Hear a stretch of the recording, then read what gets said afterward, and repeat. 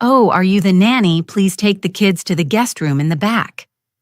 My daughter-in-law's words echoed through the entire living room. The hum of conversations stopped dead. 30 pairs of eyes fixed on me. My son Richard let out a loud laugh. Victoria smiled, satisfied, waiting for me to obey, like just another employee. I stood there in the middle of my own living room holding the tray of appetizers I had spent hours preparing in my own house. The house where they lived. Thanks to my generosity, nobody said anything. Nobody defended me. The silence was so thick I could feel it crushing my chest. I lowered the tray, carefully took my 2 grandchildren by the hand, and walked toward the back room. Every step burned inside me. 70 years of dignity reduced to nothing with a single sentence. The next morning, while Richard was drinking coffee in my kitchen, the doorbell rang. A messenger handed him a sealed envelope. I watched him open the document with that arrogant tranquility he had inherited from his father. I watched his face change color when he read the words. The property owner requests an urgent meeting to discuss the terms of occupancy. His eyes shot up to me. I was standing by the window, sipping my tea calm. For the first time in 2 years, I felt like I could breathe again. But let me tell you how we got here. Because this story didn't start that morning. It started 3 days earlier when I decided to organize a birthday party for my grandson, Liam. 3 days preparing every detail. The chocolate cake with raspberry filling his favorite. The gold and white balloons covering the whole living room. The gifts piled up by the main table. More than $1, $200 in toys I had pointed out to him in the catalog. All paid for by me. All in my house. My house. Do you understand? The house I bought with the money from my husband's life insurance. The house I opened to my son Richard when he lost his job 2 years ago. Just for a few months, Mom, he had told me, until we get back on our feet. 2 years later, they were still here. Victoria was decorating the walls with new paintings. Richard had turned my late husband's study into his personal office. My spaces became smaller and smaller. My bedroom, the small backyard garden, the kitchen in the mornings before they woke up. But I stayed silent because they were my family, because the grandkids filled me with joy, because a mother always finds excuses to endure the unbearable. The afternoon of the party, Victoria arrived late. She walked in wearing that emerald green dress that probably cost more than she earns in a month. Of course, because the one financing her whims is me, even if she prefers to forget it. Her hair was fresh from the salon, her nails flawless, her makeup perfect, all while I had spent the morning cleaning every corner of the house. She entered laughing, kissing cheeks, greeting the guests as if she were the owner of the place. My son followed 2 steps behind her, smiling with that empty expression that had settled on his face since he married her. The guests began to fill the living room. Cousins, uncles, neighbors, family friends. Everyone knew the truth. Everyone knew this was my house, that I had opened the doors for Richard and Victoria to live here, that I paid for the electricity, the water, the gas, the food. But no one mentioned it. It was the uncomfortable secret that floated in the air every time we got together. I was in the kitchen finishing organizing the food trays when I heard Victoria's voice rising above the others. She was talking to a young couple I didn't recognize, probably friends from her gym, from those yoga classes she attends with the membership I pay for. I picked up the tray of appetizers and went out into the living room. I smiled. I was ready to be the gracious hostess I have always been. And then her eyes landed on me. There was no affection in that look. There was no respect. She looked at me the way one looks at something blocking the path. And in front of everyone with that icy smile she had perfected, she said those words that would change everything. Oh, Are you the nanny? Please take the kids to the guest room in the back. Time stopped. I saw the guests' faces freeze in uncomfortable expressions. I saw my cousin Margaret open her mouth to say something and then close it. I saw Uncle Charles look down at the floor. I saw Richard, my own son, the boy I carried in my arms, whom I raised alone after his father's death, laughing at me. The young couple next to Victoria laughed, too nervous at first, but when they saw that no one defended me, their laughter became more confident. Victoria winked at them as if sharing a private joke at my expense. My hands shook holding that tray. I felt the heat rising up my neck, my cheeks burning with humiliation. 70 years.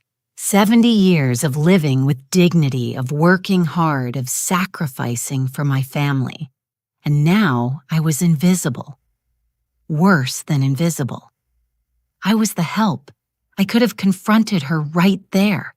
I could have screamed that this was my house, that everything she touched, everything she used, everything she showed off was paid for by me. But I didn't. Because there is something about deep pain that paralyzes you, that makes you small, that steals your voice. I set the tray on the table carefully. I searched for my grandchildren with my eyes. Liam was by the window playing with his cousin. Chloe was sitting on the sofa hugging her new doll. I called them with a gentle gesture. They came running innocent, oblivious to the poison that had just been spilled over their grandmother. I took their little hands, so small, so warm, and I walked toward the back room that used to be my sewing space, which Victoria had turned into a storage room for things she never used. Behind me, the party continued as if nothing had happened. The laughter resumed. The music started playing again. No one came to look for me. No one asked if I was okay. I was erased from my own celebration in my own house by the woman living under my roof, thanks to my charity. I closed the door to the back room carefully. My grandchildren looked at me with those big, curious eyes, not understanding why Grandma had left the party. Liam asked me if we could go back to eat cake. Chloe wanted to open more presents. I smiled at her. I always smiled at her because they weren't to blame for having parents who had forgotten the meaning of gratitude. In a moment. My loves first. We're going to play here for a while, okay? I sat on the floor with them. My knees protested. 70 years don't forgive. But I needed to be there on the floor at their level because if I remained standing, I felt I was going to collapse. Liam took out his new toy cars. Chloe started combing her doll's hair, and I there in the middle felt something inside me break into pieces so small I could never put them back together. I could hear the party on the other side of the door. The laughter, the music, the sound of glasses clinking in toasts. My party, the party I had organized, the party I had paid for. And I was locked in a dark room, hiding as if I were a shame. The lump in my throat tightened more and more. I took a deep breath. Once, twice, I wasn't going to cry. Not in front of the kids. They didn't deserve to carry the weight of my pain. An hour passed, maybe more. No one came to look for us. No one knocked on the door to ask if we were okay. It was as if we had ceased to exist the moment we crossed that threshold. Finally, I heard the guests beginning to say goodbye. Voices in the hallway. Thanks for coming. It was a beautiful party. The kids had so much fun. Victoria's voice, sweet and charming, bidding farewell to each person like the perfect hostess. The hostess of my house. When the last guest left, when silence finally fell over the house, I opened the door to the room. The children had fallen asleep on the floor, hugging their toys. I carried them one by one to their beds. Liam first, then Chloe. I kissed them on the forehead. They were the only pure thing left in all of this. I walked down the stairs slowly. The living room was a disaster. Dirty plates everywhere, half-full glasses, napkins on the floor. The balloons were starting to deflate, hanging sadly from the walls. No one had cleaned anything. Of course not. That's what I was for, right? The nanny, the maid, the invisible woman who picked up after everyone had their fun. Richard was on the sofa checking his phone. Victoria was counting the money they had received as a gift for Liam. They didn't even look up when I walked in. I stood there looking at them, waiting for an apology, an explanation, something. Anything that indicated they realized what they had done. Nothing. Richard yawned. Party was good, right? The kids had fun. Victoria nodded without stopping counting the bills. Yeah, although I would have preferred to have it in the garden, but well, with this house being so small, you can't ask for much. Small house. My 4-bedroom house, 2 full baths, front and back garden. The house I had bought with the sweat of years of work alongside my late husband. Small something in my chest hardened as if a muscle that had been tense for years finally turned to stone. I'm gonna sleep, I said. My voice sounded strange, flat empty. Richard didn't even answer. Victoria mumbled something about cleaning tomorrow. I went up to my room, the only room that was still completely mine. I locked the door. I sat on the edge of the bed and looked at my hands. Wrinkled hands. Hands that had worked a lifetime. Hands that had raised a son. Hands that had built a home. Hands that were now trembling with contained rage. I didn't cry. Crying is for when you still have hope that something will change. I had passed that stage. I sat there for hours in the dark, feeling something ancient and dormant inside me beginning to wake up. It wasn't pain. I knew pain well already. This was different. This was clarity. Cold, precise, unbreakable. I thought about my husband, about how we had bought this house 35 years ago, about the nights we spent painting the walls, planting trees in the garden, imagining the future. He had died 10 years ago, but his presence still lived in every corner of this house, and I had allowed strangers to invade it because Victoria was a stranger. She always had been. I remembered the day Richard introduced her to me. She's different, Mom. She's special. What he didn't tell me is that she was calculating, that she had seen in my son a man without a backbone, easy to manipulate, that she had seen in me a lonely old woman, easy to exploit. And I had let it happen because I loved my son, because I loved my grandchildren, because mothers do stupid things in the name of love. But that night, sitting on my bed in my room in my house, I made a decision.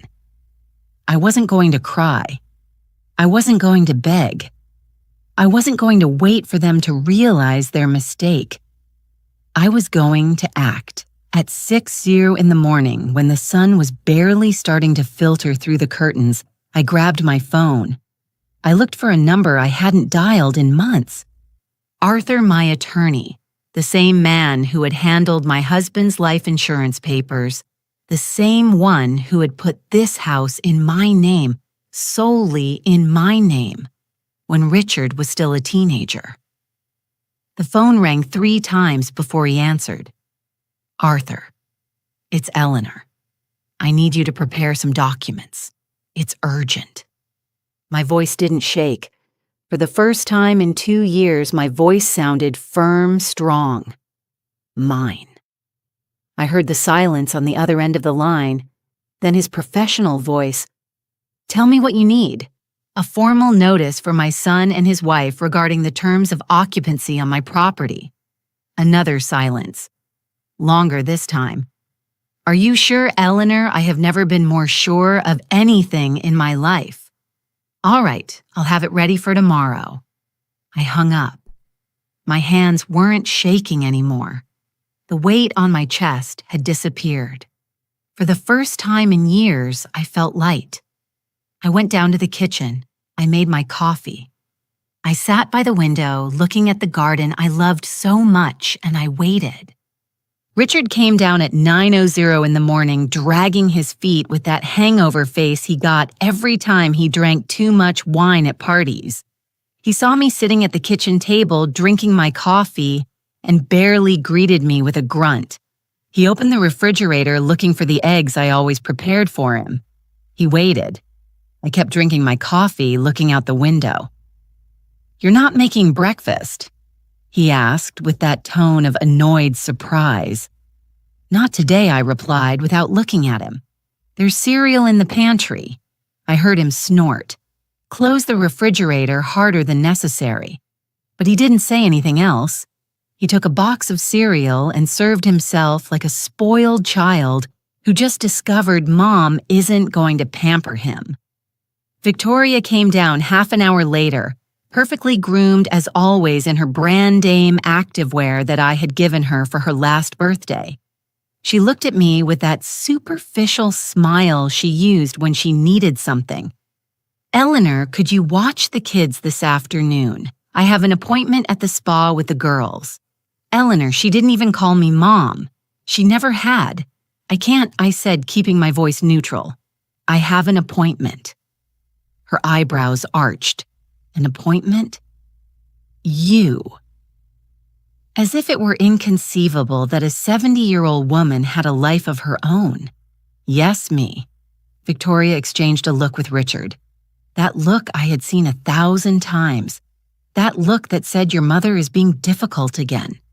"Well," Victoria said with a tense voice, "you'll have to cancel it. I already paid for the spa appointment and I am not canceling anything." I interrupted her, setting my mug on the table with a sharp thud. "Call a babysitter. I'm sure you can afford one, right? Especially with all the money you save. Living here for free." The silence that followed was brutal. Richard stopped chewing his cereal. Victoria froze her mouth slightly open. "Excuse me." Victoria said, her voice going up an octave.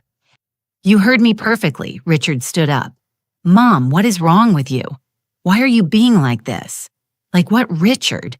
Like a person who deserves respect in her own home." "Oh my God," Victoria let out a dry laugh. "Are you still resentful about yesterday? It was a joke, Eleanor." An innocent joke. A joke I repeated, savoring the words calling me the nanny in front of 30 people in my own house at the party I organized and paid for. "It was a joke. You're exaggerating." Richard intervened, using that condescending tone he lately used for everything I said. Always so dramatic. Dramatic. The same word his father used when I complained about something. The same word I had swallowed for 40 years of marriage.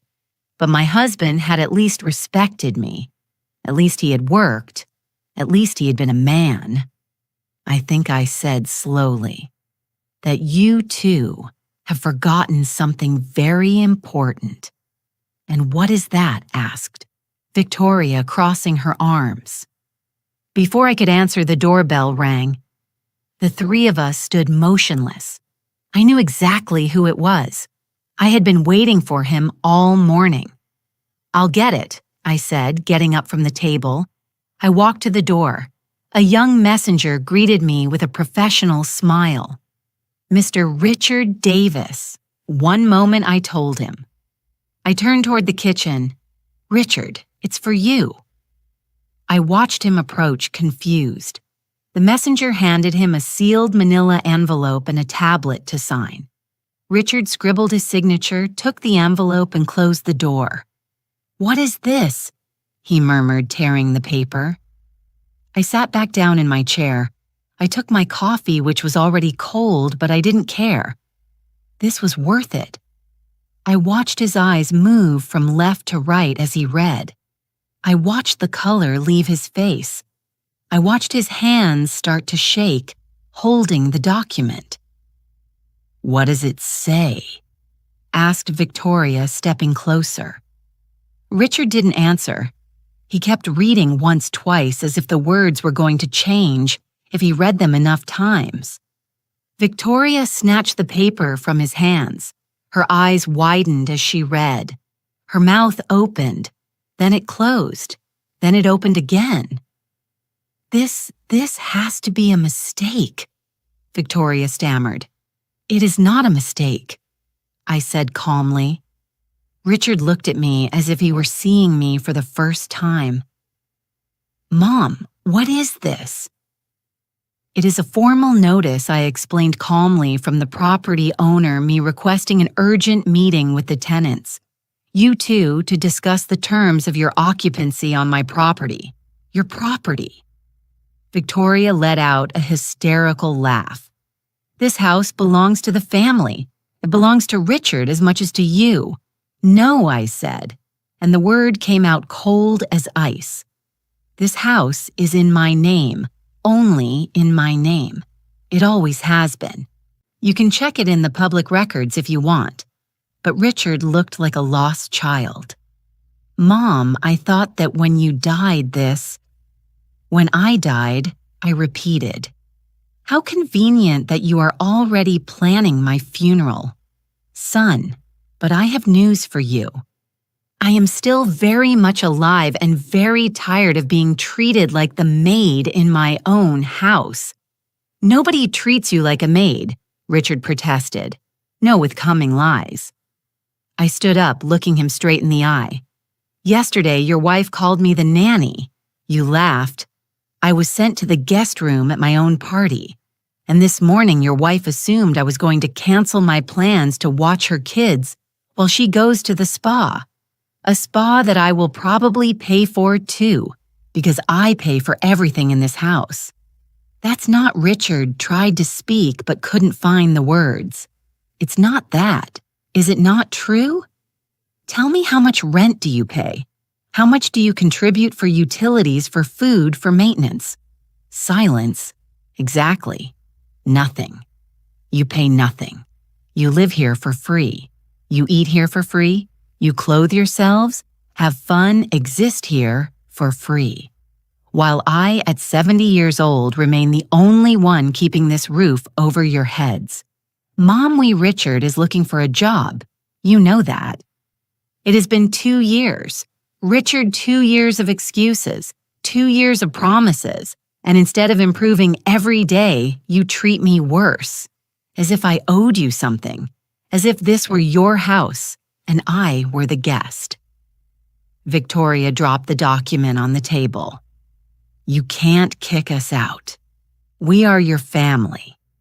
Family is respected, I said. Family is cared for. Family does not humiliate their elders in front of strangers. It was a joke, Victoria insisted, but her voice had lost all its previous confidence. No, it was an insult, and it was the straw that broke the camel's back. Richard slumped into a chair. He looked genuinely lost. What do you want us to do? I want you to read that document. I want you to understand that this house is mine. I want you to come to the meeting with the attorney on Friday at 10 a.m. in the morning, and I want you, for the first time in 2 years, to treat me with the dignity I deserve. And if we don't go to that meeting, asked Victoria, trying to regain some control, I looked directly at her without blinking, without smiling. Then on Friday at 10 to 1, I will begin the legal eviction process. The words fell like stones in still water. Richard covered his face with his hands. Victoria looked at me with pure hate, but I didn't care anymore if they hated me. I cared that they respected me. Now, if you'll excuse me, I said, taking my purse from the table. I have that appointment I mentioned. I walked toward the door, feeling taller than I had in years. I left the house without looking back. My hands were still shaking, but not from fear. It was pure adrenaline, something I hadn't felt in decades. I got into my car, that silver sedan I had bought with my own money 5 years ago, and drove aimlessly for half an hour. I needed to process what I had just done. I needed to make sure I wasn't going to back down. I ended up at the coffee shop where I used to meet with Susan, my lifelong friend, the only person who had the courage to tell me the truth during these 2 years. The only one who hadn't pretended everything was fine when it clearly wasn't. I called her from the parking lot. She answered on the second ring. "Susan, are you free? I need to talk to you." I heard the background noise of her house. "Give me 20 minutes. I'll meet you at our usual spot." I entered the shop and ordered a latte. I sat by the window watching people pass by. Young mothers with strollers, elderly people walking slowly, couples holding hands. The world kept turning while mine had just flipped completely. Susan arrived with her usual energy. 72 years old, and she still walked like she was 50. She sat across from me, studied my face, and smiled. "You did it." It wasn't a question.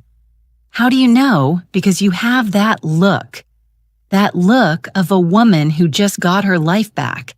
I told her everything. The party, the humiliation, the early morning decision, the notice, Richard and Victoria's faces that morning. I didn't omit any detail. Susan listened in silence, nodding occasionally, squeezing my hand when my voice cracked, remembering the most painful parts.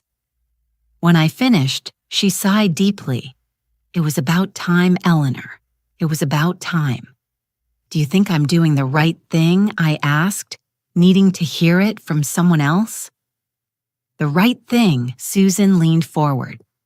"Eleanor, you've been walked all over in your own house for 2 years. You've paid for everything. You've endured everything. You've sacrificed your comfort, your space, your peace of mind, and for what? So your daughter-in-law can call you the nanny in front of the whole family, but they are my family. The family that respects you deserves your loyalty. The family that humiliates you deserves your distance."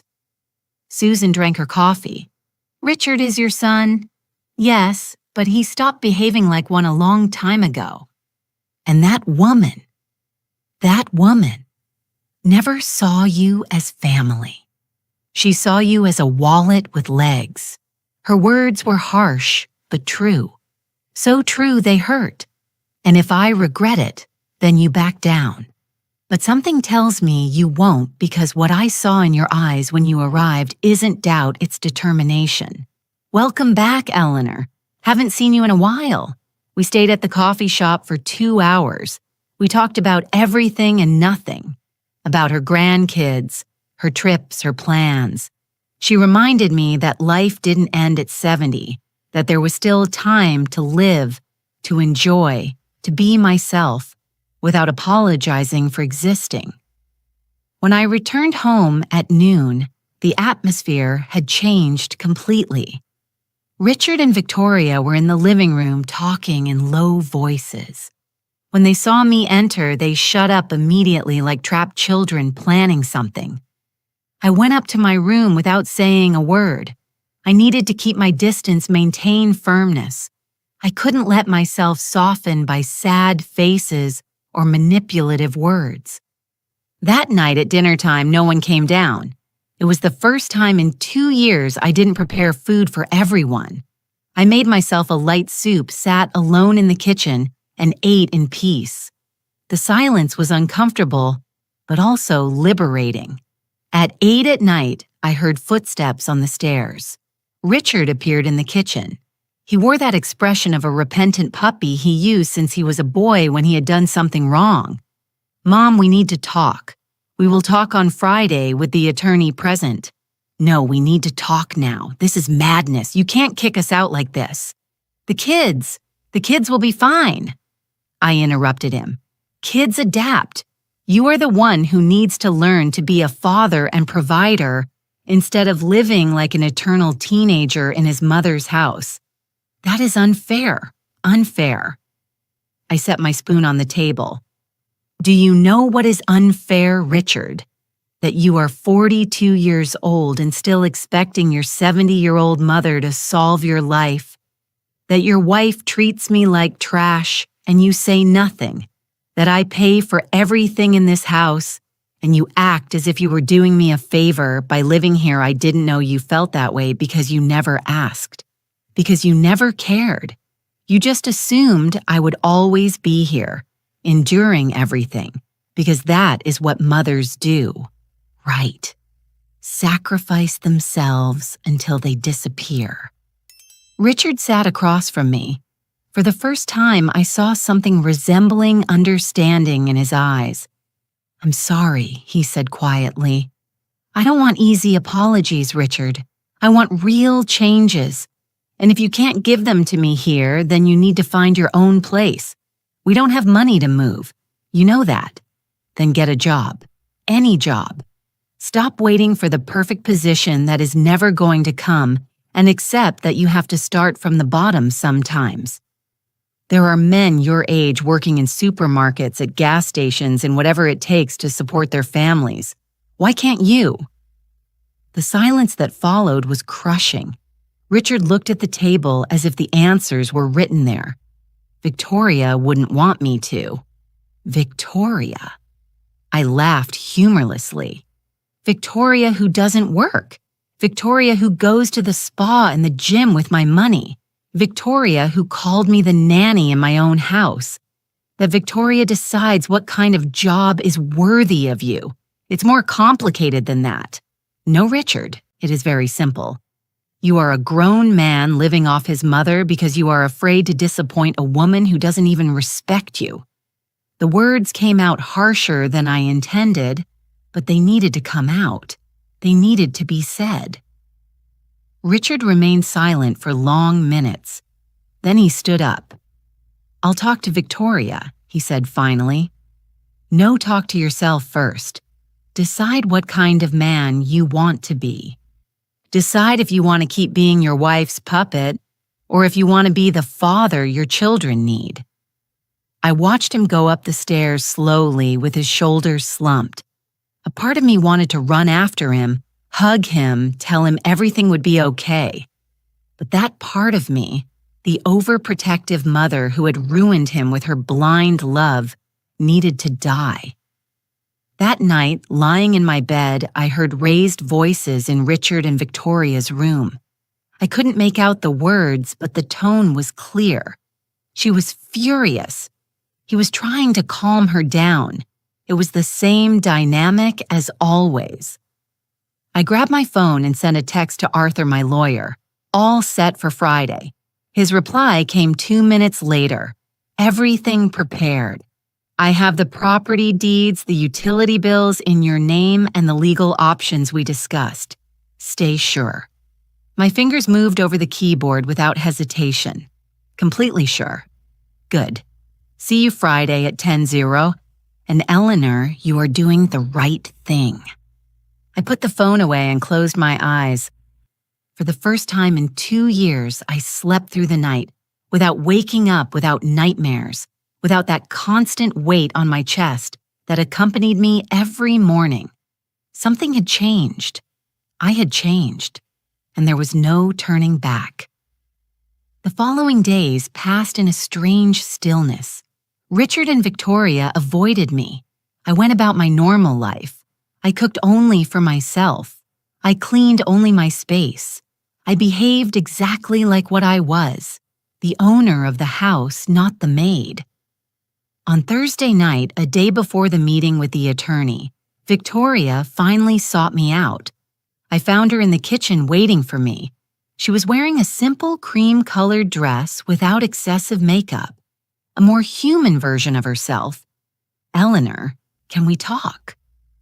I poured myself a glass of water and leaned against the counter. Talk. I know I have been difficult. I know I haven't been the best daughter-in-law. She paused as if waiting for me to interrupt her with comforting words. I said nothing. "But you can't kick us out. The kids need you. Richard needs you. Her voice cracked slightly. "I need you too. Need that word." "You need me?" I asked softly. "Or do you need my house, my money, my free labor as a nanny? It's not like that." "No." "Then tell me, Victoria, When was the last time you asked me how I was? When was the last time you thanked me for something? When was the last time you treated me like something more than a useful piece of furniture? Victoria opened her mouth to answer, but nothing came out. Her eyes filled with tears. Tears that could have been real or could have been calculated. At that point, I didn't care to distinguish. I didn't know you felt that way, she said finally with a trembling voice. Everyone says the same thing. Richard said exactly the same thing last night. Do you know why you didn't know? Because you never asked. Because you never cared enough to ask. Eleanor, please. She stepped closer. I know I made a mistake the day of the party. It was cruel. It was stupid, but I was stressed. I had drunk a little wine.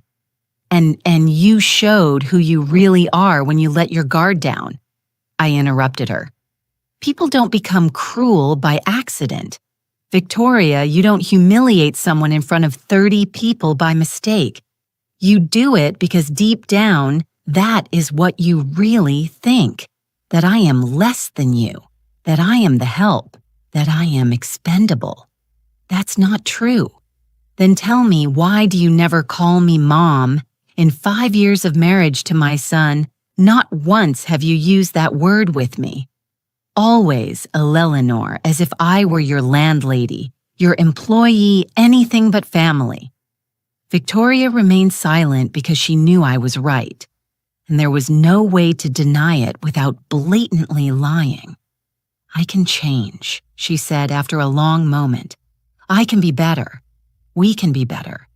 Give me a chance to prove it to you. You had 2 years of chances. 2 years in which you chose to treat me a little worse every day. 2 years in which you assumed I was always going to be there enduring. Because grandmothers don't have options, right? They just have to accept what they're given. Please. Her voice broke completely. Don't kick us out. Where are we going to go? We have nothing. And there it was. The naked truth. They had nothing. Because they had lived these 2 years like parasites consuming everything I provided without saving a single cent, without making a single sacrifice, without planning a single day of the future. That, I said quietly, is not my problem. Victoria looked at me as if I had slapped her, as if she couldn't believe those words had come out of my mouth. How can you be so cold, so cruel? The word made me laugh without humor. Victoria. I have been anything but cruel. I have been generous to the point of stupidity. I have been patient to the point of humiliation. I have been kind until I became invisible, but no more. The cruelty was yours. I am just reclaiming what was always mine, my dignity. The kids are going to hate you, she said. And there was a threat in her voice. I walked closer to her. I looked her directly in the eyes, and I spoke with an icy calm. I didn't know I possessed. The kids are going to understand one day that their grandmother respected herself. And if you are vindictive enough to turn them against me, then you will only confirm that I made the right decision. Victoria stepped back, surprised by the tone. Then her expression changed. The fake face of vulnerability vanished, and what remained was pure rage. Fine, she spat the word. If that's how you want it, that's how it will be. But don't think you're going to be able to see your grandkids after this. I'm going to keep them away from you as much as I can. They are going to grow up without knowing who you are. Then I said softly, you are going to confirm before a judge that you are capable of using your children as weapons. Very useful information for my attorney. Her eyes widened. She hadn't thought of that. You wouldn't dare, Victoria. I just started an eviction process against my own son. Do you really think I wouldn't dare fight for my rights as a grandmother if you try to keep me away from those children? I saw her swallow hard. I saw her realize she had completely underestimated who she was dealing with. I wasn't the compliant old woman she could manipulate anymore. I was someone different, someone stronger. Victoria left the kitchen without saying another word. I heard her footsteps going up the stairs quickly. I heard when her bedroom door slammed shut, and then the sound of raised voices began again. I stayed alone in the kitchen, standing by the counter, holding my glass of water with steady hands. No shaking, no tears, no regret. That night, I barely slept, not out of fear or doubt, but out of anticipation. Tomorrow was the day. Tomorrow, everything would become official. Tomorrow, they were going to understand in front of a lawyer with legal documents on the table that their time of living for free was over. At 6 in the morning, I was already awake. I took a long bath. I put on my best gray pantsuit, the one I used for important occasions. I applied my makeup with care. I combed my hair back into an elegant bun. When I looked in the mirror, I saw the woman I had been before life and marriage softened me too much. I saw strength. I saw determination. I went down to eat breakfast. Richard was already in the kitchen drinking coffee. He looked terrible. Puffy eyes, unshaven, beard-wrinkled clothes. Probably hadn't slept at all. "Good morning," I said with neutrality. "Good morning," he replied without looking at me. I prepared my breakfast in silence. Toast with jam orange juice, another coffee. I sat in my usual spot by the window. "Are you really going to do this?" asked Richard after several minutes of tense silence. "Yes," end quote. "And if I promise you, things are going to change. You already promised that 2 years ago when I opened the doors of this house to you, you said it would be temporary. You said you would look for work. You said you would save for your own house. Which of those promises did you keep?" Richard didn't answer because we both knew the answer. "Mom, He started, but his voice cracked. For a moment, just a moment, I felt my resolve waver. He was my son, my only son, the baby I had held, the boy I had raised alone after being widowed, the young man I had sent to college, with so much sacrifice. But then I remembered the laughter, his laughter when Victoria called me the nanny, his laughter joining hers while I was humiliated. And the moment of weakness passed. "Richard, you chose your wife. You chose to play her game. You chose to laugh when she insulted me. Every decision has consequences, and these are the consequences of your choices. She is my wife." I had to support her. "No," I interrupted him firmly. "You had to defend me. You had to set boundaries. You had to be a man, not a spectator to my humiliation." He dropped his head into his hands. I saw his shoulders shake slightly. He was crying. Part of me wanted to console him, but it wasn't my job to fix what he had broken anymore. At 9 a.m, I stood up. I grabbed my purse, verified that I had all the documents Arthur had asked for. "The meeting is at 10, I said. "At the law office on Main Street, number 245, Suite 312. Don't be late. And if we don't go," asked Richard, looking up, "then the legal process continues without your presence, and it will be much more complicated for you." I left the house without looking back. The sky was clear, one of those perfect autumn days where the air is crisp and the sun warms just enough. I felt light, as if I had taken off a very heavy coat I had been carrying for years. I arrived at the law office 15 minutes early. Arthur was already there, waiting for me in the lobby. He was 68 years old, completely white hair, and that calm presence only decades of experience give. "Eleanor," he greeted me with a smile. "You look radiant." "I feel radiant," I admitted. "Nervous, but radiant. It's normal." What you are doing requires a lot of courage. We went up to the third floor. His office was exactly as I remembered it. Law books on the walls, an antique dark wood desk, comfortable chairs for clients. Everything smelled of old paper and fresh coffee. "Do you think they'll come?" I asked him as we sat down. "They will come," he said with certainty, "because they know if they don't, things are going to get much worse for them." Arthur spread several documents on the desk deeds to the house utility statements, everything in my name, everything paid by me for the last 2 years. Here is everything he explained. The property is completely yours. There is no legal right of theirs over the property. Technically, they have been living as guests at your discretion. Now, if you want to formalize their exit, we have 3 options. Arthur began to explain the options to me with that professional and calm voice that made me feel everything was under control. Option 1, give them 30 days to find another place and leave voluntarily. Option 2, establish a formal lease agreement with rent and clear rules.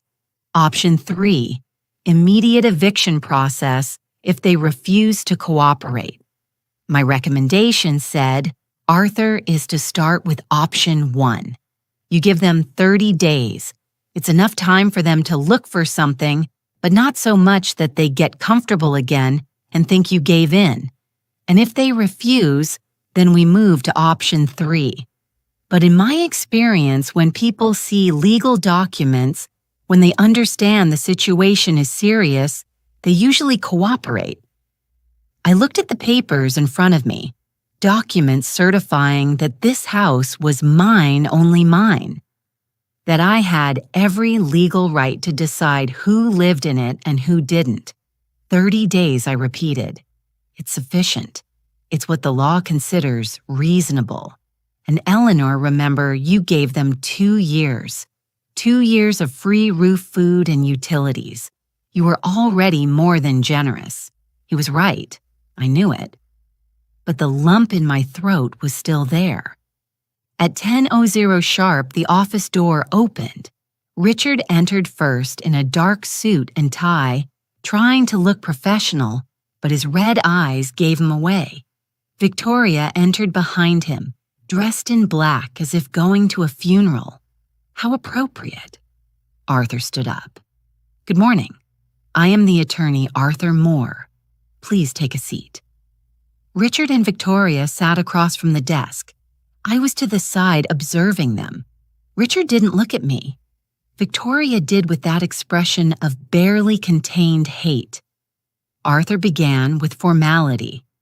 "This meeting has been requested by Mrs. Eleanor Vance, legal owner of the property, located at 153 Rosewood Street. The purpose is to establish the terms of occupancy, or failing, that the terms of departure for the current occupants." Occupants murmured Victoria as if we were strangers. According to the law, continued, Arthur unmoved, anyone residing in a property without a formal lease agreement is considered an occupant by invitation of the owner, which is exactly your situation. Richard shifted uncomfortably in his chair. "This is ridiculous. She's my mother. It's our family, and precisely because we are family," I said, speaking for the first time since they entered. I expected a minimum of respect, but apparently blood does not guarantee decency. "Mom, please." Mr. Vance Arthur interrupted him. "I suggest you listen before speaking. I have documentation here you need to review." He slid a folder toward them. Richard opened it with trembling hands. Inside were copies of the deed's receipts for all utilities paid over 24 months, a complete breakdown of expenses. I watched Richard turn the pages, how his eyes widened with every figure. $22,000 in basic utilities, $38,000 in food and household items, $12,000 in medical expenses for the children, $8,000 in clothes and entertainment. Numbers that added up to an obscene amount. $80,000, said Arthur. That is what Mrs. Eleanor has invested in supporting you for 2 years without counting the rental value of the property, which in this area would be around $1,800 a month. If we add that we are talking about another $43,000. In total, $123,000 in 2 years. The silence that followed was so heavy, I could feel it pressing against my chest. Victoria was the first to speak. You can't charge us that. You never said you were keeping track of expenses. We never talked about money. I am not charging anything, I clarified. I just want you to see with real numbers what I have given you. I want you to understand that my generosity had a real cost. A cost that you ignored completely. Richard dropped the papers on the desk. We don't have that amount of money. We have nothing. I know, I said softly. And precisely because of that, we reached this point. Arthur took another document. Mrs. Eleanor is willing to give you 30 days to find another place of residence. During that time, you can continue in the property at no cost. After those 30 days, you must vacate the property completely. 30 days? Victoria laughed with disbelief. How are we supposed to find a place in 30 days? With what money? Richard doesn't have a job. Then maybe, I said calmly, it is time for Richard to accept any available job. And maybe it is time for you to look for employment too, Victoria, because living off your mother-in-law is no longer an option. You are, careful with what you are going to say. Arthur interrupted her with a firm voice. We are in a legal process. Any insult or threat will be recorded and can be used against you. Victoria closed her mouth, but her eyes threw daggers. Richard covered his face with his hands. I can't believe you are doing this, Mom. After everything we have been through together, after everything I have done for you, I corrected him because, let's be honest, Richard, what have you done for me lately? Besides allowing your wife to humiliate me, it was a mistake. It was a decision, and decisions have consequences. Arthur placed a final document on the desk. This is the voluntary vacation agreement. If you sign it today, you commit to vacating the property in 30 days. If you don't sign it, we will proceed with the legal eviction, which will take more time, but will be much more complicated and costly for you. You could even have trouble renting in the future with an eviction on your record. Richard looked at the document. Then he looked at me. You are really going to force us to do this. You forced me to do this, I replied. The day you allowed your wife to treat me like trash. The day you forgot that everything you have is thanks to me. Red readed. The day you decided to be a husband before a son, but in the most cowardly way possible. And the kids asked Victoria, have you thought about how this is going to affect them? The kids are going to learn a valuable lesson. I said, they are going to learn that actions have consequences.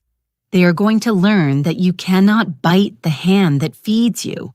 And they are going to learn that their grandmother respects herself, which is more important than any material comfort. I will never forgive you for this, said Victoria coldly. I don't need your forgiveness.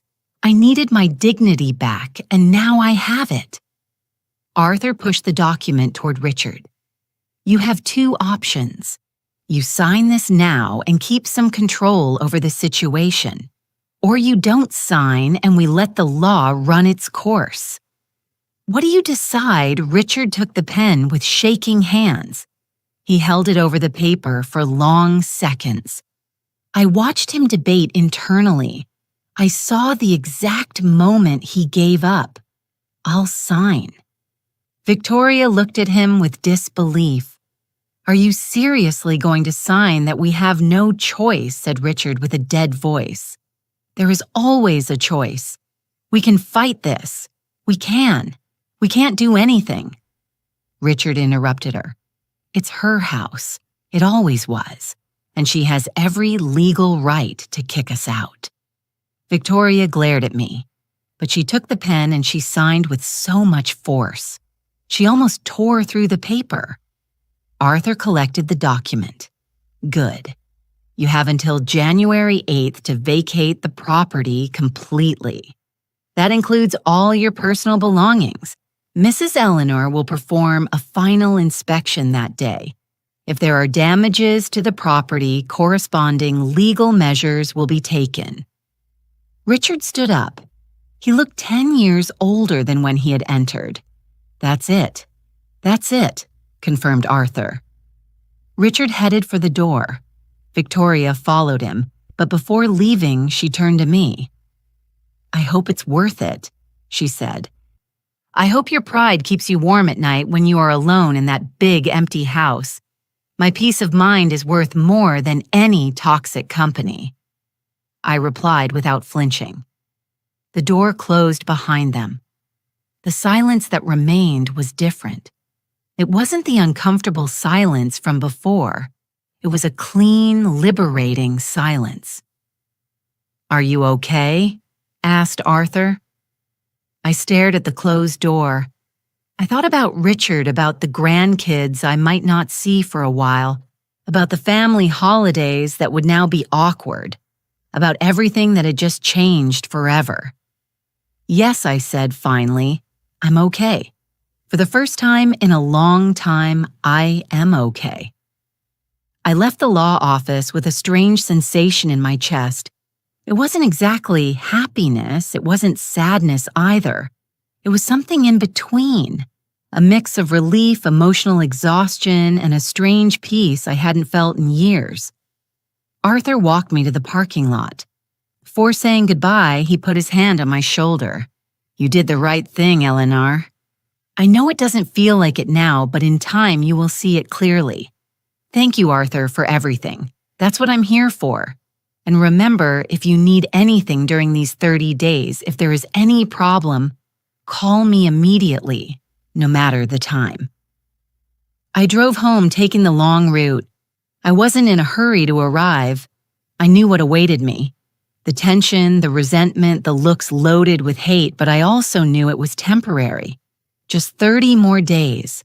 30 days, and I would regain my space completely. When I arrived, Richard's car was in the driveway.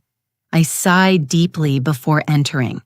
The house was silent, a heavy, deliberate silence. I went up to my room and closed the door. I needed to process everything that had happened. I sat on my bed and looked around. This room had always been my sanctuary. The ivory walls I had painted myself. The white linen curtains I had chosen with care. The photograph of my husband on the nightstand. This was my space. And soon the whole house would be my space again. The phone rang. It was Susan. How did it go? I told her everything, every detail of the meeting, Richard and Victoria's faces, the documents, the final signature. Susan listened in silence until I finished. "I'm proud of you," she said with a warm voice. "I know it wasn't easy. It wasn't, and it's probably not going to get easier in the next 30 days. Do you want to come stay with me? I have plenty of room. You can escape the tension." I considered it for a moment. It would be easier, more comfortable, but it would also be giving up. It would be letting them kick me out of my own house. No, I need to stay. It's my house. I'm not going to be the one who leaves.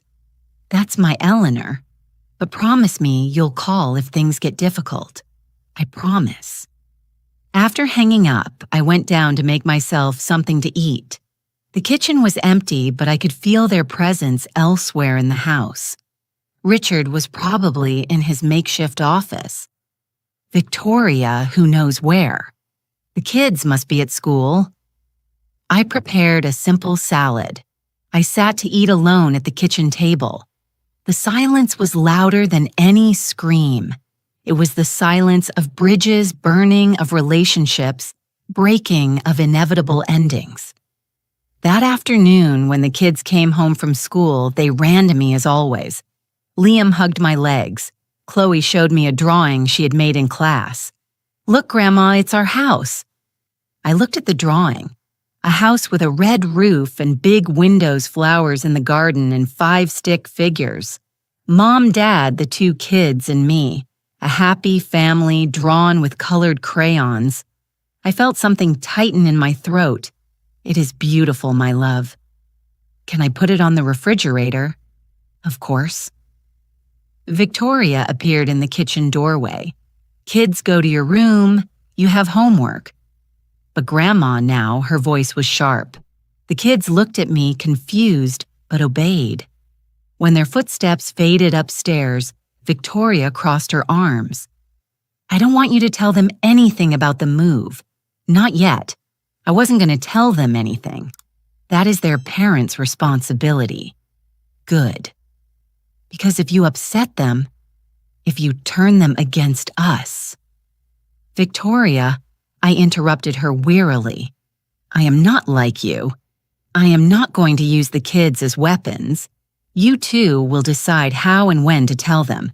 I will respect that decision." She studied me with distrust, as if she couldn't believe someone wasn't as manipulative as her. "Whatever. Just stay away from them for the next few weeks. They live in my house. It is difficult to stay away." "Not for much longer," she said with venom in her voice, and left the kitchen. The following days were exactly what I expected. Ice silence, doors closing when I entered a room, conversation stopping abruptly when I appeared. Richard didn't speak to me. Victoria only spoke to me when absolutely necessary, and always with that tone of barely contained hostility. But I kept my routine. I got up early, ate breakfast alone, watched my shows, talked on the phone with Susan and other friends. I lived my life without apologizing for it. A week after the meeting with the attorney, I received a call from my cousin Margaret, the one who had been at the party, the one who had witnessed my humiliation. "Eleanor, I need to talk to you. Tell me it's about Richard. He called me yesterday. He is. He is trying to convince the family to intervene. He says, you have become irrational that you are throwing your grandchildren onto the street." I closed my eyes. Of course, Richard was playing the victim card. And what do you think, Margaret? There was a pause. I was there. "Eleanor, I saw what Victoria did to you. I saw how Richard laughed. We all saw it. And we all stayed silent. And that shames me. But now Richard is saying it was just a joke, that you are exaggerating, and the family believes him. Some do. The ones who weren't at the party. The ones who only hear his version. And what do they expect me to do, continue allowing them to treat me like this in my own house? No, I don't expect that. That's why I'm calling you to warn you that you are going to get calls. Pressure. They are going to try to make you feel guilty. They are going to say you are destroying the family. They already destroyed it when they allowed me to be humiliated without saying anything. I know. And you are right. I just wanted you to be prepared. And she was right. The call started that same afternoon. First, it was my cousin Lydia. "Eleanor, you can't do this. They are your family. Richard made a mistake, but he doesn't deserve this." Then it was Uncle Charles. "You are being very harsh, Eleanor. The kids are going to suffer." And then one after another, voices that hadn't defended me when I needed it. Now ask me to forgive, to forget to be the adult in the situation. To each one, I said the same thing. I am not destroying the family. I am reclaiming my dignity. If that makes you uncomfortable, that is your problem, not mine. Some understood, most didn't, but I didn't care anymore. 10 days after the signing, something changed. I came home after grocery shopping and saw boxes in the living room. Richard and Victoria had started packing. It was real. They were really going to leave. I felt a pang in my chest for a second. Just a second. I wondered if I should stop them if I should say, let's forget it all. Let's start over. But then I remembered. I remembered the laughter. I remembered the looks of contempt. I remembered every time I felt invisible in my own house, and the pang disappeared. That night, Richard knocked on my bedroom door. It was the first time he tried to talk to me since the meeting with the lawyer. "Can I come in?" "Go ahead." He entered slowly as if walking on a minefield. He sat on the chair by my bed. "We found a place," he said in a low voice. "It's small, a 2-bedroom apartment across town. The rent is $1,200 a month." "I'm glad you found something. I got a job." That surprised me. I looked up. "Doing what warehouse supervisor. It's not what you studied. It's not what I expected, but it pays $2,800 a month. With Victoria's job as a receptionist, which pays $1,900, we can cover the rent and the basics. Victoria got a job too. She had no choice. None of us did." We stayed silent for a moment. "Do you know what the worst part of all this is?" asked Richard. "It's not having to move. It's not having to work in a warehouse. It's realizing you were right about everything. I became someone I don't recognize. Someone who allows his wife to humiliate his mother. Someone who lives off his mother at 42 without feeling shame. Richard, no. Let me finish, please." He took a deep breath. "I spent these last few days very angry with you, telling myself you were cruel, that you were unfair. But the truth is, you simply stopped allowing what we were doing wrong. And that terrified me, because it meant we had to finally grow up, that we had to be responsible adults." I looked at him, really looked at him, and for the first time in a long time, I saw a glimmer of the son I had raised, of the man he could be if he allowed himself.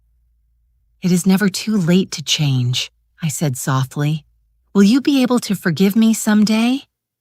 "I already forgave you, Richard. What I am not going to do is allow you to treat me like that again. Forgiveness does not mean forgetting, nor does it mean going back to how things were. I understand." He stood up. "The kids ask why we are moving. What did you tell them? That it is time we had our own house. That Grandma needs her space, and how did they take it? Liam is excited. He thinks it's an adventure. Chloe is sad. She says she doesn't want to leave Grandma." I felt my heart squeeze. "You can visit me whenever you want." "This will always be your grandma's house." "I know. Thanks." Richard walked toward the door but stopped before leaving. "One more thing. I talked to Victoria about how she treated you about the party. I told her that when we move, things are going to be different, that if she wants our marriage to work, she has to learn to respect my mother. And what did she say? She said she would try. I don't know if she means it, but at least she said it." After he left, I sat on my bed, processing the conversation. There was a small part of me that wanted to believe things could get better between us. But I also knew words are easy. Actions are what really count. The following days, the house was filled with activity. More boxes, more packing. Victoria had hired a moving company for the last day. I kept to my routine, watching from a distance as my house slowly emptied of their presence. One afternoon, while I was drinking tea in the living room, Chloe came down the stairs with her unicorn backpack. She sat next to me on the sofa, closer than usual. "Grandma, you don't love us anymore."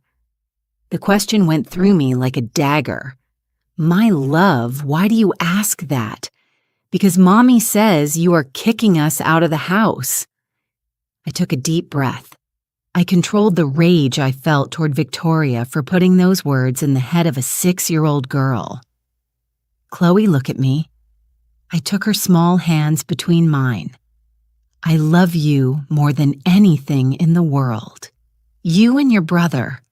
I am always going to love you, but sometimes adults need to make changes. Your daddy and mommy need their own space, and grandma needs hers too, but we aren't going to live with you anymore.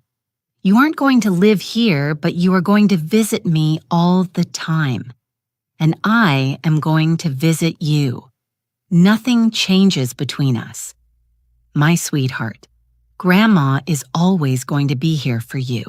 Promise. Promise. Chloe hugged me. I felt her tears wetting my blouse. I held her tight, wishing I could protect her from the pain we adults cause with our decisions, but also knowing this was a necessary lesson that she would see how her grandmother respected herself. And someday, when she was big, she would understand.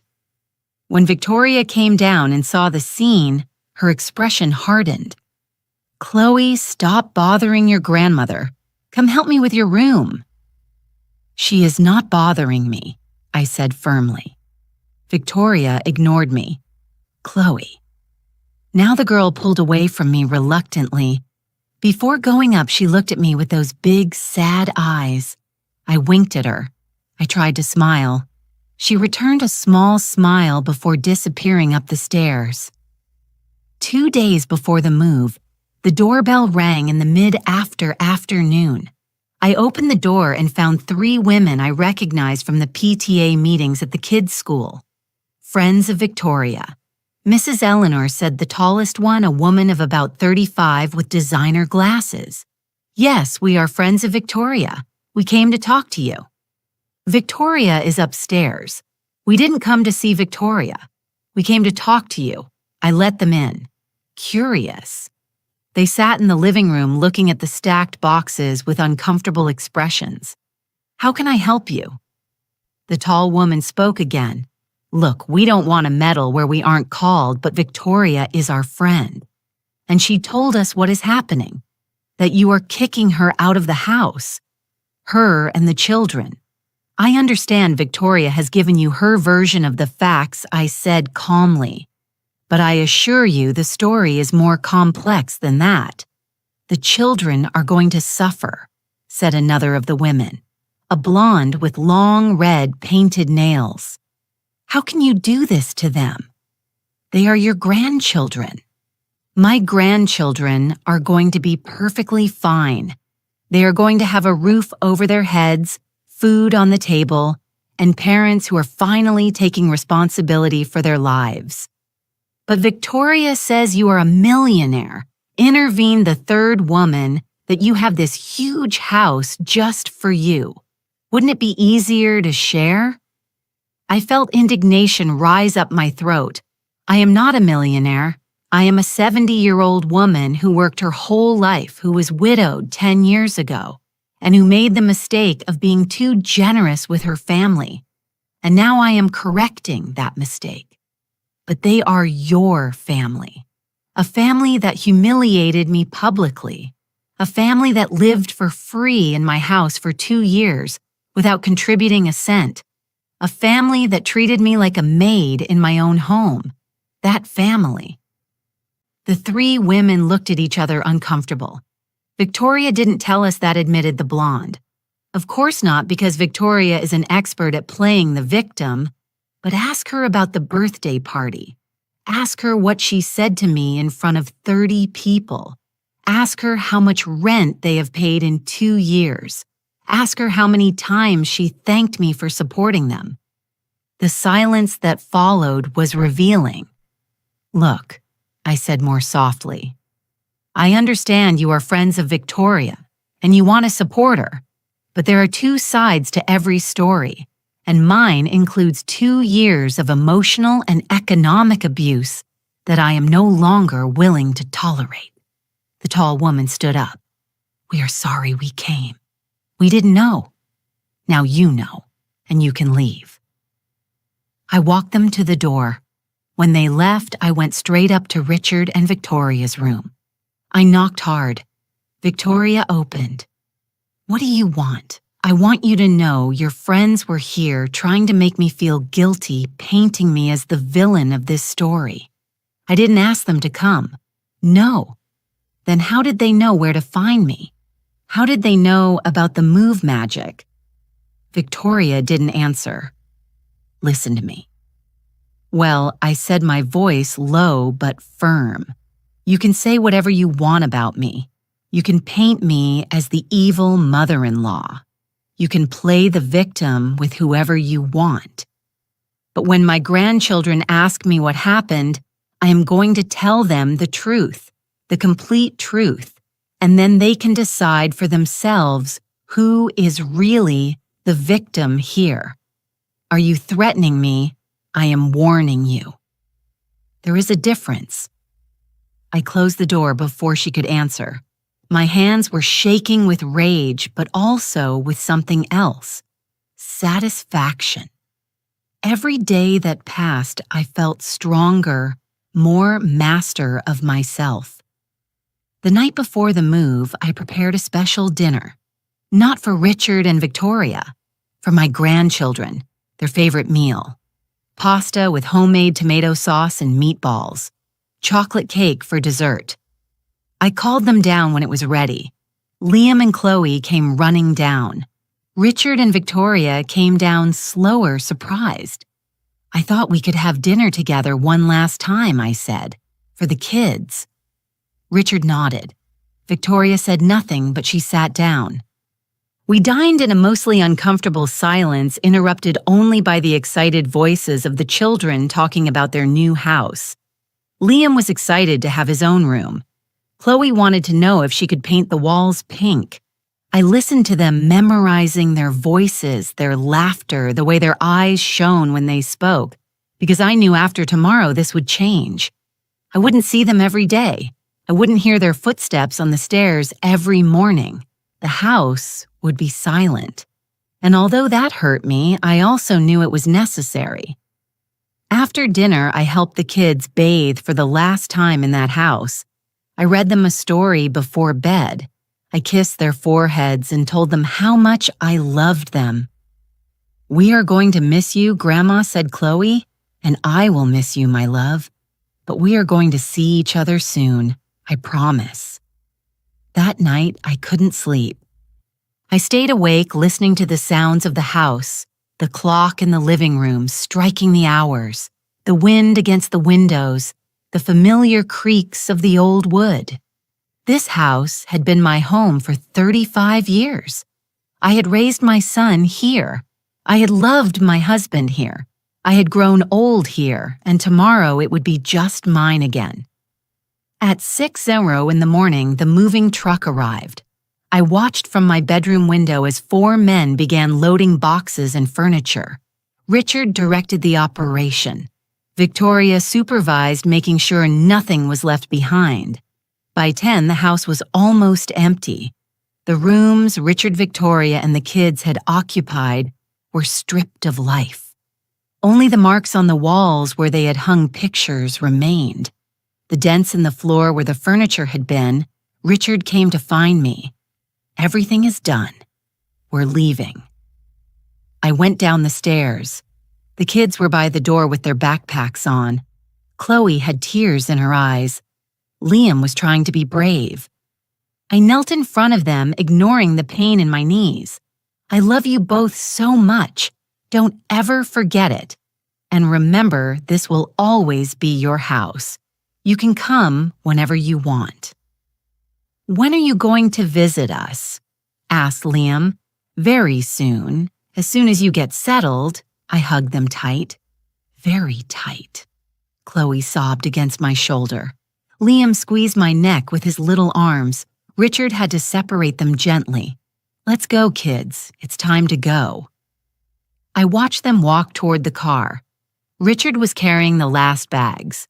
Victoria was already in the driver's seat, looking at her phone, avoiding looking at me, even in that last moment. The kids turned one last time to wave goodbye. I waved back, smiling despite the lump in my throat. Richard approached me before getting in the car. For a moment, he seemed to want to say something profound, something meaningful.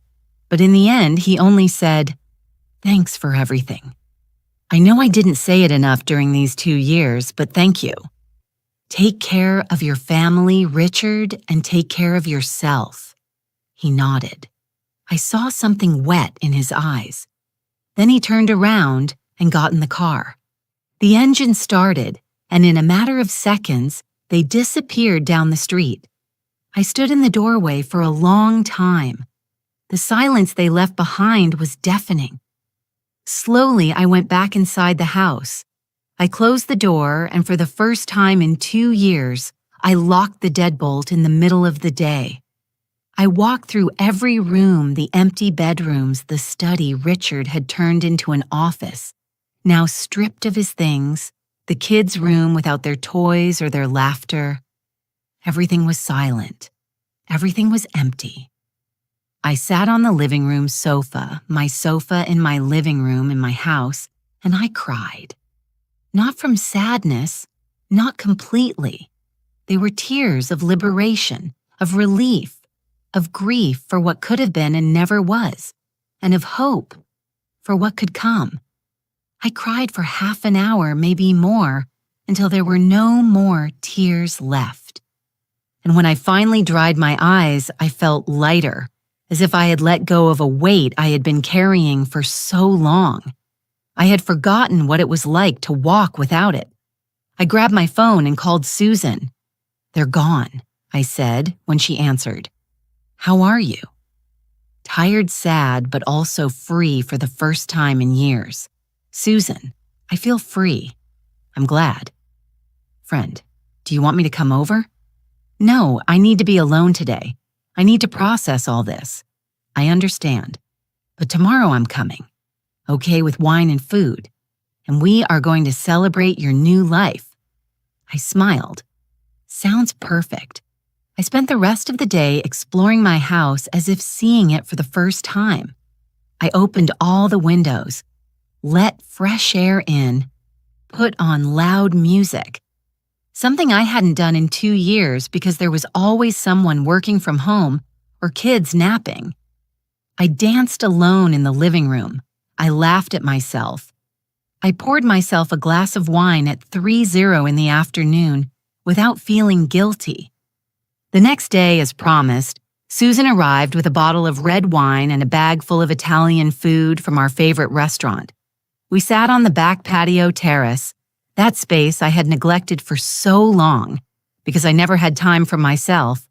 So said Susan, raising her glass to Eleanor, to her courage, to her dignity, and to her new life. We clinked glasses. "You know what the strangest thing is?" I said after a sip. For 2 years, I felt like a stranger in my own house. And now that I am alone, I feel more at home than ever because this house isn't full of resentment anymore. It isn't full of people who took you for granted. Now it is just full of you, and that is exactly what you needed. She was right. Completely right. The following days were an adjustment. I had to get used to the silence, to cooking for only one person, to not hearing footsteps on the stairs. But with every day that passed, that adjustment felt less like a loss and more like a gain. A week after the move, Richard called me. "Mom, the kids want to see you. Can we visit on Sunday, of course? At what time?" 2 is fine. Perfect. Sunday arrived, and with it came my grandchildren. Just them and Richard. Victoria had stayed home probably because she still couldn't look me in the face. I was glad the visit would be easier without her toxic presence. The kids came in like whirlwinds, exploring the house as if it were new, and in a way it was. I had redecorated the sewing room Victoria had used for storage. Now it was a playroom for when they visited me, full of new toys, books, a dollhouse for Chloe, race cars for Liam. Their screams of excitement were worth every penny I spent. Richard looked at me with a guilty expression. "You didn't have to do all this. I wanted to. This is their house, too. It always will be." We spent the afternoon playing, laughing, eating cookies I had baked that morning. Richard stayed in the background watching us, and for the first time in a long time, I saw him smile genuinely. Before leaving, while the kids played in the garden, Richard sat with me in the kitchen. "How's the job going?" I asked. "It's hard, exhausting, but it's okay. I like feeling that I am earning my own money, that I am providing for my family. I'm glad." Victoria is adapting to it's not easy for her. She is used to a certain lifestyle, a lifestyle I financed. I know he sighed. We are in Ku's therapy. She still blames you for a lot of things, but the therapist is helping her see her part in all this. I hope it works for you, for the kids, and you. How are you? I thought about it for a moment. Good, really good. I am learning to live for myself again. I started painting classes. I signed up for a book club. I am traveling next month to visit my cousin in Europe. Richard's eyes lit up. Europe, Mom. That is wonderful. 70 years, and I have never left the continent. It is time to change that. When they left that afternoon, I said goodbye to them at the door, this time without tears, this time with peace, knowing they would return, knowing our relationship could heal but on different terms, on healthier terms. The weeks turned into months. Richard and the kids visited me every other Sunday. Sometimes they stayed over. The relationship with Victoria remained cold, but at least it wasn't hostile anymore. We tolerated each other for the sake of the family. I traveled to Europe. I saw ancient towns. I ate delicious food. I laughed with my cousin until my stomach hurt. I came back tanned, rested, and more alive than I had felt in decades. Susan noticed the change immediately. "Look at you. You are radiant. I feel radiant. For the first time in so long, I feel like I am living my life, not the life others expect me to live. And do you regret it?" Kicking Richard out? I thought about it honestly. No, it was the best thing I could have done for me, but also for him. He needed to learn to fend for himself, and he never would have learned if I remained his safety net. 6 months after the eviction, I received a letter. It was from Richard, handwritten. "Mom," it said, "it has been 6 months since we moved. 6 months of working hard, of paying our own bills, of being true adults for the first time in a long time. It hasn't been easy. There were nights I didn't know how we were going to make it to the end of the month, but we made it. And something changed in me during this process. I started feeling proud of myself. I started looking in the mirror and seeing a man, not a dependent child. Victoria changed too. She had to change. And our relationship, although it still has problems, is more honest now, more real. All this to say thank you. I know I didn't understand it then. I know. I saw you as the villain, but now I see you gave me the greatest gift you could give me. You forced me to grow up to be the man I should have been a long time ago. I love you, Mom, and I hope one day I can prove to you that your decision was not in vain." I read the letter 3 times each time with more tears, but these tears were different. They were tears of pride, of vindication of maternal love that had finally found the right balance between support and boundaries. I replied with my own letter. Short but sincere, Richard. I always loved you even when I had to make it harder, especially then. I am proud of the man you are becoming. Keep going. Love, Mom. Today, a year after it all started with that humiliation at the party, I am sitting in my garden. The same garden I had neglected for so long. Now it is full of flowers I planted myself. White roses, sunflowers, lavender. The house behind me is silent, but it is a comfortable silence. It is my silence, my space, my peace. Richard and his family come to visit me regularly. Victoria even talks to me now. Although there is still awkwardness between us, but that's okay. Not all relationships need to be close. They just need to be respectful. My grandchildren call me every week. They tell me about school, about their friends, about their dreams. And I listen to them knowing our relationship didn't break. It just changed. It adapted. Sometimes people ask me if I regret it, if I feel lonely, if I miss having a full house. And my answer is always the same. I prefer to be alone with dignity than accompanied with humiliation. Because in the end, that is what I learned. That love doesn't mean allowing yourself to be trampled on. That family is not an excuse for abuse. That generosity without limits is not virtue. It is self-destruction. I learned that at 70 years old, you can still reclaim your life. You can still set boundaries.